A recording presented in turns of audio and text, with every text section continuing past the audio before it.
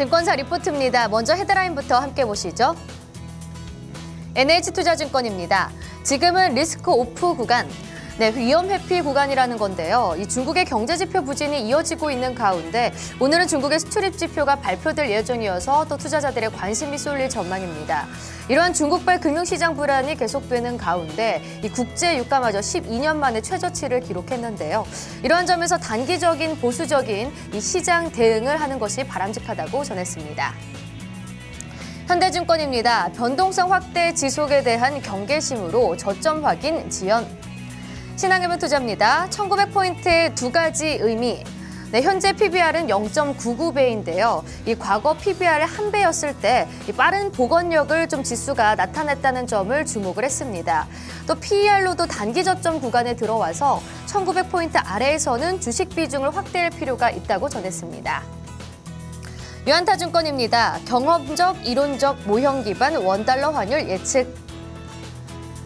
하나금융투자입니다. 중국 증시 1분기 대응 전략. 1월은 공격적인 저가 매수 시점은 아니라고 판단을 했습니다. 중국 증시는 이 중국 정부의 정책 대응과 또 단계별 악재에 대한 해소 과정을 지켜보면서 단기적으로 대응하는 것이 바람직하다고 전했습니다. KDB 대우증권입니다. 글로벌 경기 둔화, 달러 프리미엄 높일 듯. 한국투자증권입니다. 미국 은행주의 속삭임. 글로벌 증시의 약세가 지속되는 가운데 이 미국의 4분기 어닝 시즌이 시작이 됐습니다.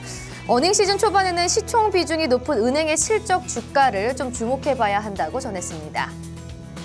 대신증권입니다. 턴어라운드 예상 기업에 주목했습니다.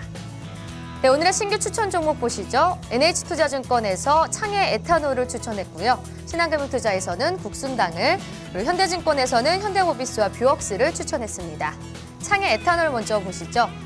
자회사 보혜양주의 원가 절감 효과에 의해서 턴어라운드를 전망하고 있고요. 또 자회사 주류 사업의 정상화로 저평가된 것으로 판단을 했습니다. 국순당 보시겠습니다. 최근 주류 가격 인상에 따라 투자 심리 개선 효과가 반영 중에 있고요. 순현금 이 300억 원을 포함해서 저평가된 자산 가치를 감안했을 때 밸류에이션 매력이 부각되고 있다고 전했습니다.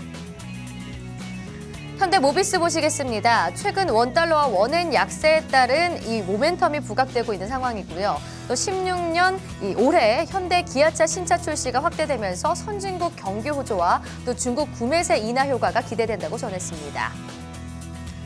오늘의 추천 제외 종목 보시겠습니다. 현대증권에서 아모텍을 손절가 이탈로 제외했습니다.